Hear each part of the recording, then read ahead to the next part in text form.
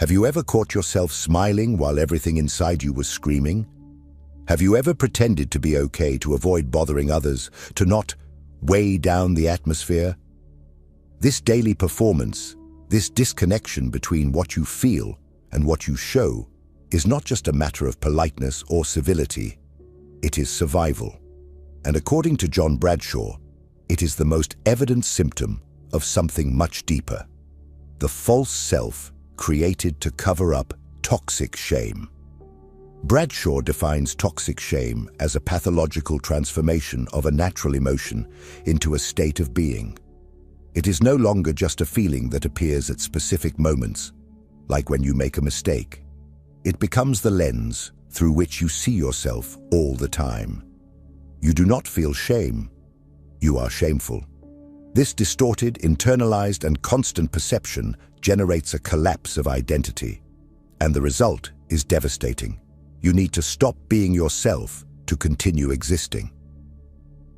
The child who grows up under judgmental gazes, constant criticism, or emotional abandonment begins to conclude that there is something intrinsically wrong with them. They do not understand that the adults around them are wounded, limited, or absent. They just feel, if they do not see me, it is because I am invisible.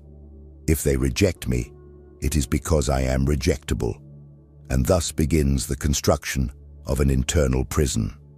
The true self, spontaneous, sensitive, imperfect, is sealed in the basement of the psyche. And in its place, the false self is born. This false self is an armor. It learns to smile to be accepted, to be silent to avoid conflict, to be useful to avoid abandonment.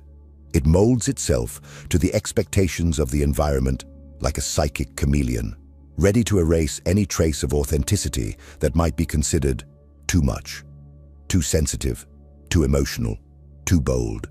And this adaptation is so effective that over time, you forget you are wearing a mask. You believe the mask is you, but the truth is that the false self is never enough. It can be functional, even socially admired, but it is always exhausted, anxious, disconnected. Because maintaining this performance requires a brutal effort. You have to monitor emotions, recalculate words, contain gestures, anticipate rejections. Toxic shame makes the simple act of existing a minefield. And living like this, day after day, is a slow way to extinguish yourself.